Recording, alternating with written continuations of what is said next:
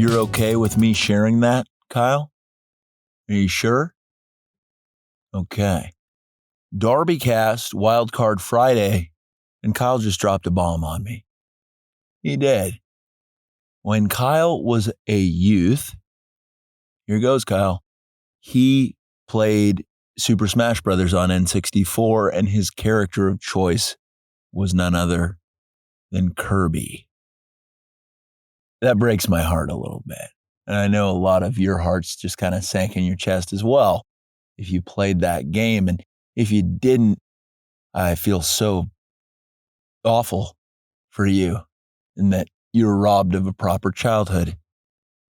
But Kyle, thanks for sharing that. It takes a lot to get vulnerable, and I think that's something we should all strive for in the correct context. You don't just go out guns blazing and start oversharing, and boy, do I see a lot of that these days. The other day, I was in the gym, and you know what? Before we get into this, Kyle, Kirby was a demon, man. He was not okay at all. Totally overpowered. And Kirby, as a demon, what was he good at? He could suck you in and suck you off and steal your powers. Before I get into the subject matter of the day, seriously, Kyle, we need to get into this real quick. You need to understand that you didn't have any sense of right and wrong as a child. And that's not all your fault, but now you got to take responsibility for it. Okay? So Kirby, low ethics, soft little dirtbag, a demon at his core, what was he known for? Having jumping powers that were totally overpowered, as well as sucking in other characters and then stealing their powers and using those powers against them. Sounds an awful lot like something the devil would do, does it not, Kyle? What character was I? You better believe I was Donkey Kong. Come on, man. That's clear as day. Heavy wind-up, even heavier punch, going straight to Kirby's face. I didn't stand for it back then either. Kyle, I've been a good dude for most of my life, okay? Sure, I've had ups and downs like the rest of us, but at my core, I share a lot in common with Donkey Kong. I enjoy the jungle, the great outdoors. I'm jacked. I believe that family's important. You ever heard of Diddy Kong, Kyle? You starting to see how good of a dude I am? 114 episodes in, and it's about damn time that I stepped up and revealed that I have a lot of Donkey Kong-like features and attitudes, beliefs. What else did Donkey Kong stand for? You're wondering. High potassium levels. Bananas? 100%. Always getting that daily value. Does Donkey Kong need a multivitamin? No, but he takes one anyway. Pretty cool, right? There were so many other lanes open, Kyle. Captain Falcon, athlete, Luigi, also a good dude, Fox McCloud from Star Fox 64 and other Star Fox games. Let's talk about Star Fox 64 for a second, Kyle.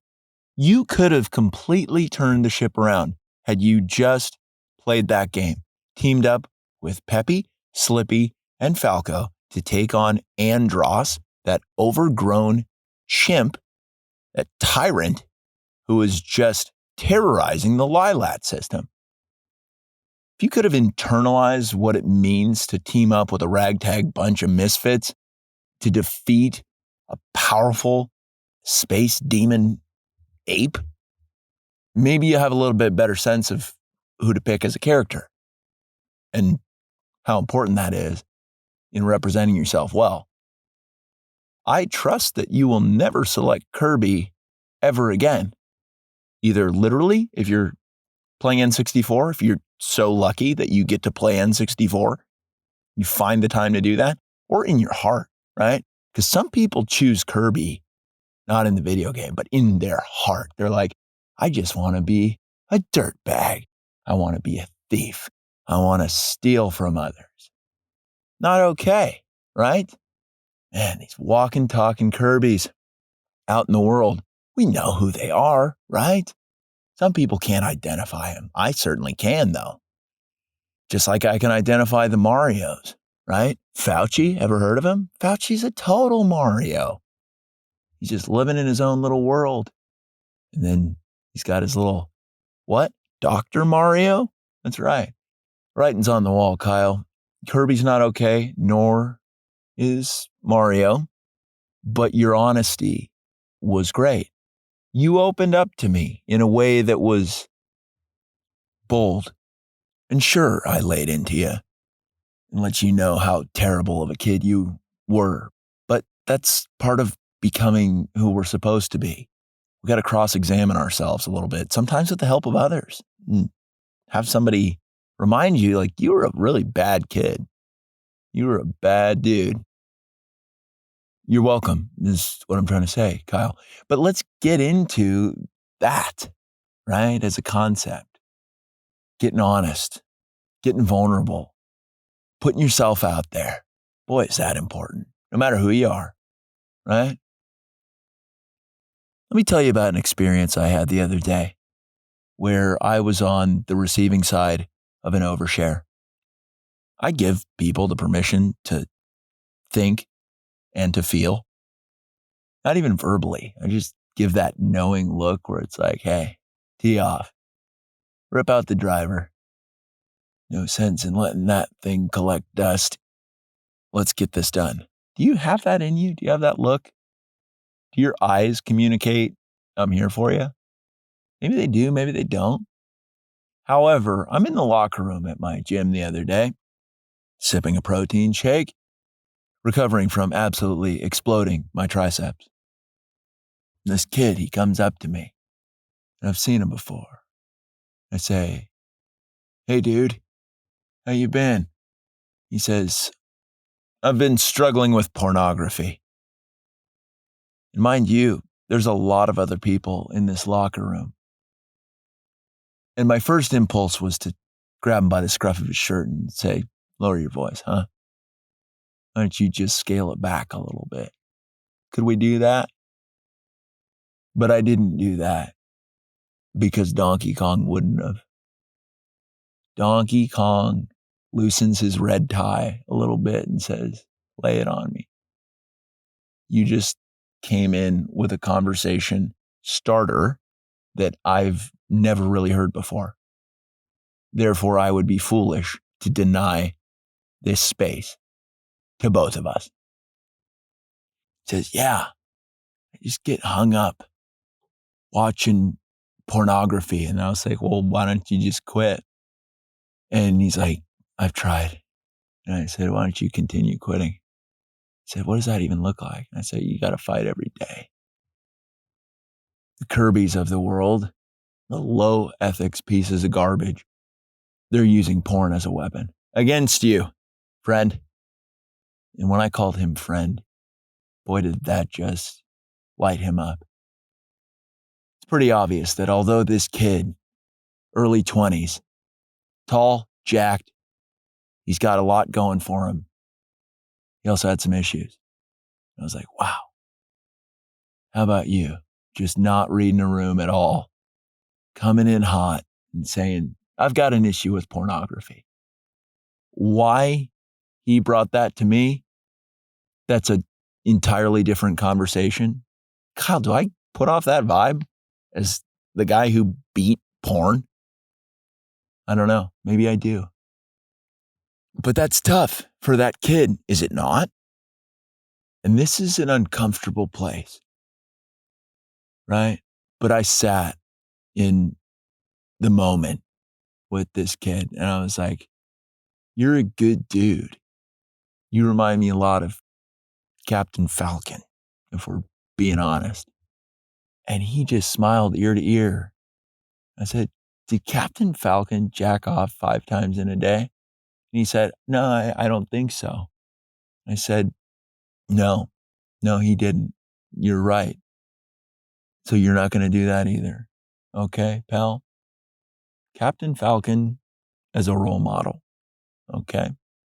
I said, get out of here, man. I'm not comfortable talking about this anymore because there's a lot of people around here. But thanks for the openness. I love that, right? It's nice to be a sounding board for others. It really is. Because people are hurting right now. And I get it. There's a lot that's happened since really 2015 when the propaganda really ramped up. People started to become more divided than ever. You know it happens. The year before a presidential election, 2007, a lot changed in 2007 culturally, not just politically. Culturally, there was a big shift. And then there was another big shift in 2015. And a lot's happened. A lot of relationships have struggled. A lot of people are lost. Their hearts are turning to concrete. And a concrete heart can hold no love. Ouch, right? But that's part of the process. Let's talk about this kid for a second. We'll call him Kenneth for anonymity's sake. Kenneth has been hurt this past year. Oh, he has. Things aren't going right. How wrong would things have to go in your life, regardless of whether you're male or female, to be in a locker room and announce pretty loudly, I'm really struggling with porn? That's somebody who's hurting and who's struggling to make authentic connections. And at this point is just throwing darts in the dark inside of a room that may or may not even contain a dartboard in the first place. But you know what I like about that? The guy's still throwing darts. Boy, do I respect that. Love that vulnerability. And I saw where he was coming from. That place of being halfway defeated and saying, I need some direction. I need a mentor. And although I'm not really your typical mentor who has stuff figured out, I had no choice but to say, okay, Kenneth, I'm game for whatever you're going to throw out. And I know you're going to say a lot of weird stuff.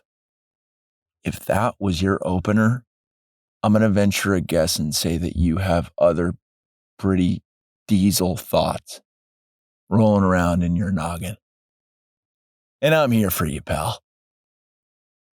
Did I think that I was going to make a friend that day at the gym? Sure didn't. But was I open to it? You better believe I was. People come into your life for a reason, and how they grab your attention can sometimes be startling. I wasn't ready for that. Not at all. But I didn't throw it back in his face like I did to you, Kyle, because that Kirby thing is inexcusable. This guy's going through a lot. And fundamentally, that's kind of what the DarbyCast is all about. Finding these wayward souls and heroes, and bringing them all together and saying, Kirby's a piece of shit, so's Fauci, and they're not invincible. We can do this, right? That kid, Kenneth, he's sitting idly at the character selection screen, just staring, saying, who am I? What do I become? And I instantly knew he had a rocky relationship with his father. Nobody's helping take stewardship and saying, Kenneth, I can tell you got a lot of interesting ideas in you, and I see your potential. Nobody's saying that to Kenneth. Granted, a lot of people would be scared off by an opener like, I am struggling with watching horrors get pumped on the internet. But it's like, hey, man, not your fault.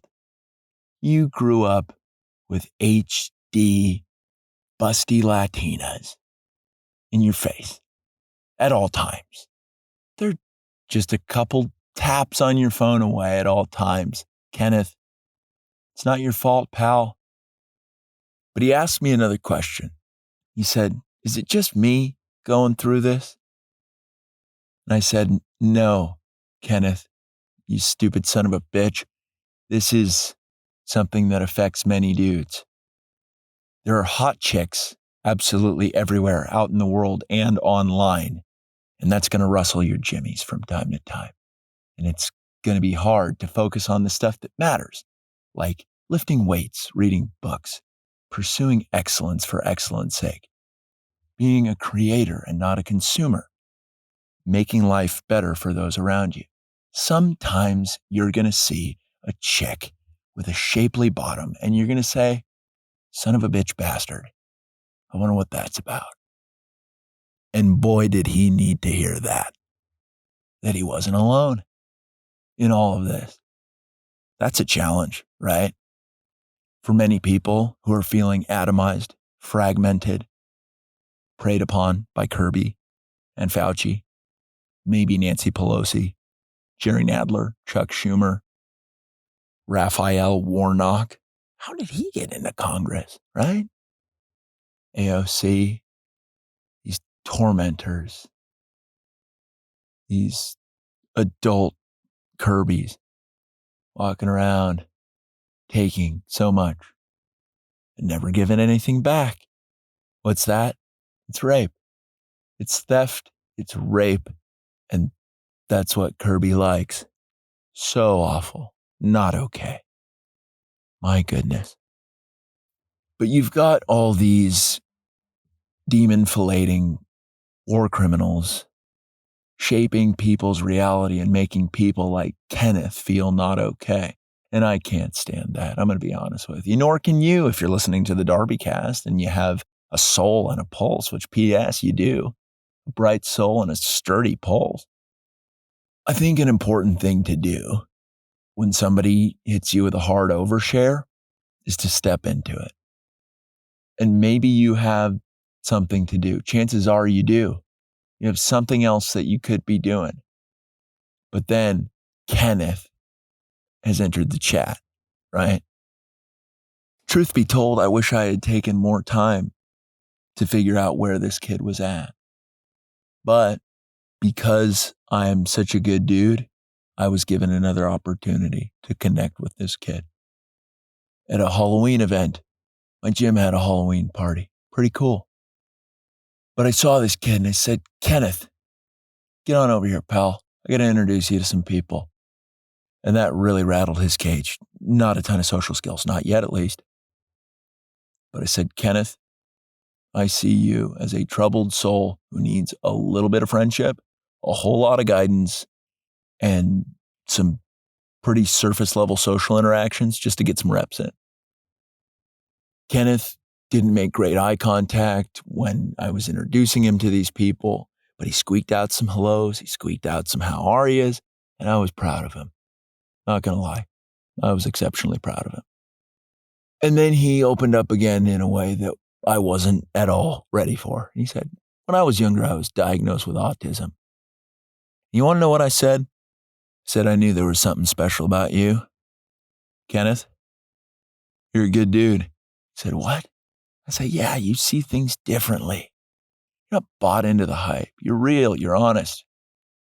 And that's challenging at a time like this. You're in your early 20s, Kenneth. You've got a lot going on. The world seems a bit goofy right now. And anybody's early 20s are hard enough as it is, right? You got to make sense of the world quite quickly. You're bombarded with a lot of information. You've got to reconcile your past, orient yourself and say, what's the future I want? You're playing a very easy game of go to school, and that's pretty much it for like 18 to 22 years. And then all of a sudden you are thrown into a sea of yoga pants, pornography, political correctness, and Fauci. And that's a lot to deal with, Kenneth. Okay? But you have a unique skill set. That's what I told him. I said, don't be so hard on yourself. You seem like you put a lot of pressure on yourself. And I'm going to be honest, you can say that to anybody and it will land. Guaranteed. Try it out today. Have a conversation with somebody, and halfway through, whether it really makes sense in the conversation or not, you just put a hand on them. And you say, seems like you're pretty hard on yourself. Is that inaccurate? You ask a double negative. Boy, does that just disarm somebody's defenses. They say, whew, how did you know? Of course, we're all hard on ourselves. In times like these, we all want to be good people, do the right thing. But the outlook is strange. Feels like the earth is shifting beneath our feet all the time. And Kenneth feels that in a huge way, right? What did school prepare Kenneth for? Very little. What does school prepare anybody for these days? How to hate yourself and how volcanoes work? That's pretty much K through 12, right? Magma, igneous rocks. Is that sedimentary? What kind of a toolkit is that for Kenneth? It's a toolbox, and it only contains a rusty hammer inside for him to beat himself senseless with whatever the powers that be tell him that he's a bad dude. And it's like, Kenneth, you're a good dude. A lot of you are wondering right now, it seems like you're pretty hyped on this Kenneth kid. How did you know he was such a good dude? You haven't really relayed any information that would make me believe that Kenneth is a powerhouse and a warrior of the faith. And I'm going to tell you right now, I saw Kenneth the third time. And I said, Kenneth, like seeing you here at the gym. Good job. And he's like, yeah, but I need to go outside and get some sunshine. I was like, whoa, that's a disjointed comment that I didn't see coming. So I'm really enjoying the things that you say. I can't predict a single thing that comes out of this dude's mouth. There's nothing that I appreciate more than an unpredictable conversation. Isn't that a treat? Say, Kenneth, why don't you get out poolside and maybe you practice your cannonballs? And he says, I'd rather go practice kindness. And boy, did that just pierce my heart. My heart that's occasionally enveloped in layers of jokes and rage and brokenness. And then out of nowhere, Kenneth saying, I may be a really weird dude, but I'm also a good dude. Wow. Now, there's a lot of messages in this podcast. First off, Kyle made shitty choices as a child. Second, honesty is key. Third, if somebody's going to practice honesty on you, just see where it goes. Hang in there. Other themes. Don't judge a book by its cover. I would have thought Kenneth was too cool for school and that he was just a stoic. But little did I know that he was a troubled soul full of hope, optimism, and perversion. And I just was so thrilled that I stepped into that with him and said, if nobody's going to help you out, Kenneth, I will. I'm a DarbyCast doctor. I am. And I'm here to perform open heart spiritual surgery. But then a little reverse action, a little quick parry by Kenneth, and all of a sudden the patient becomes the surgeon. Son of a bitch, Kenneth. Didn't see that coming. So what's the message there? Sometimes, oftentimes, almost all the time, when we help others, boy, does it heal us. I would imagine listening to this episode as one's first episode would be pretty cool. And then you start listening to other episodes and then it gets even cooler. And then you listen to more episodes and the coolness factor continues to increase at a rate that can only be described as as emotionally satisfying as seeing Fauci fall down a flight of stairs. Every step of the way, you're like, yes, keep going. Oh boy, I needed this. That's what the DarbyCast is. Takes these false cultural idols and pushes them down a flight of stairs. All the while elevating Kenneth to his zenith. Is that a good title for this episode? Kenneth's Zenith? It's kind of hard to say. Kenneth's Zenith? It's not Zenith that's hard to say. It's the Kenneth's, the possessive of Kenneth. I'm lucky. I've got mentors that I can go to. But it's also my responsibility to pay it forward to the Kenneths of the world. And even the Katrinas. Boy, there's a lot of Katrinas out there that are struggling. And I am not as confident that I can be that light for Katrina, the Katrina of the country, of the world, the Katarinas in Russia. But maybe if I do my part with Kenneth, then maybe he pays it forward to Katrina. Maybe they link up. Maybe they have a date where they sit down at a coffee shop and Kenneth breaks the ice by telling Katrina, I really love your neck. And she's never heard anything like that. She's where she's supposed to be, in the uncharted, with a great guy, with a mighty spirit. That's Kenneth for you. And maybe Katrina's a little autistic as well. And she gambits back and says, I like the way you're not making solid eye contact, but that it appears as though you want to. And then she continues and says, Kenneth, everything we want is on the opposite side of fear. And you freak me out. And frankly, I'm into it. That's what Katrina is going to say to that kid that you help named Kenneth, whether his name's Kenneth or not. Maybe you're going to meet up with some kid named Gordon or Henry or William or Ian.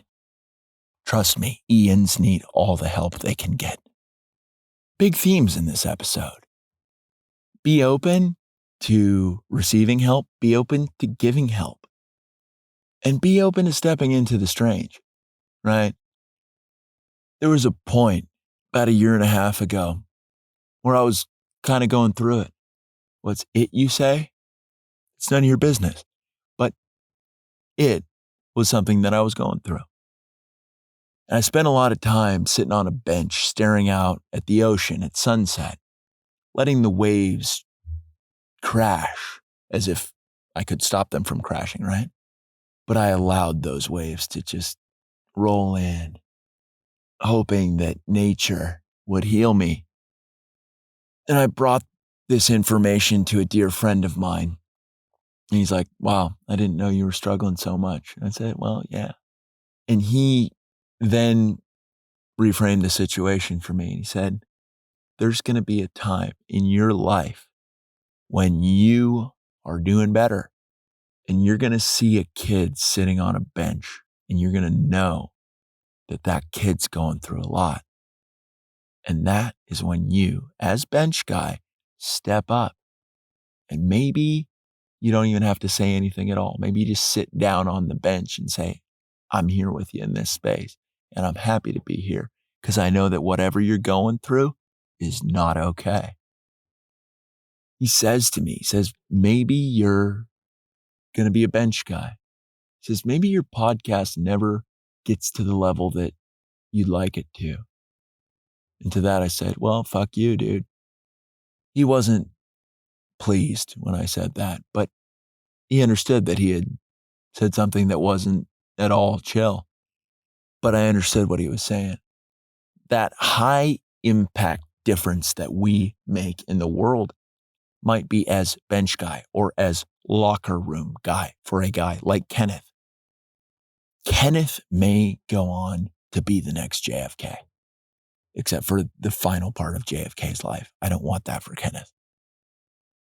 Maybe Kenneth was on the brink. You don't get that honest with a complete stranger because things are going super well. You aren't that vulnerable with somebody when you're happy about the direction in which you're moving. That was a bench guy moment. It was. And now that I'm sharing that on the DarbyCast, what impact does that have? A huge one. That's right. I'll answer my own question. I have no problem doing that. How do we tie this back into Super Smash Brothers? It's stepping into a role, electing it, saying, I could be more Donkey Kong-esque. Donkey Kong's a hero. Maybe on a daily basis, you're not feeling like a total hero, and that's okay. But when the time comes, maybe say, I'm going to select my character. If Kenneth had tried to open up to a Kirby, okay, Kenneth is not well received at all, and he goes deeper into depression. And then all of a sudden, he's doing pretty consistent research projects on what's going on with busty Latinas. That's what Kirby does to Kenneth. DK, he says, no, porn's not the answer, Kenneth. It's just not. Have an enjoyable weekend and make the time to be interrupted by a youth, whether it's a dude or a gal, a Kenneth or a Katrina. If you happen to chat with somebody who's under the age of 23, chances are their social skills are going to be really unrefined and they're going to say some really weird stuff. But just let them say it and hang in there. If you think the world's been tough for you, think about if you didn't have the DarbyCast or great people around you or a relationship with JC, which I know many of you have, which I really appreciate. I like that. Pretty soon they're going to start jacking 5 to 11-year-olds with booster shots. There was some Weisenheimer on an FDA panel who said, well, we're not going to know how it goes until we try it. And I was like, you Kirby selecting son of a bitch. I hope the DKs of the world charge up their punches and then just unleash them on you until you're dead, as a metaphor, as a social construct. But that's going to do it for DarbyCast. Go be a light. Go give some hope. Let people see the tapestry of your heart. That's what I'm trying to do, is not shield it, but walk chest first, eyes open, half smile, where people say, wow, that's a guy I could disclose a pretty debilitating porn addiction to. And I don't think he's going to shut me down. I think he's actually the right guy to tell. How did he know? How did Kenneth know? What a pro, right? But that's going to do it for DarbyCast. That's WildCard Friday. You enjoy the rest of your day. Okay?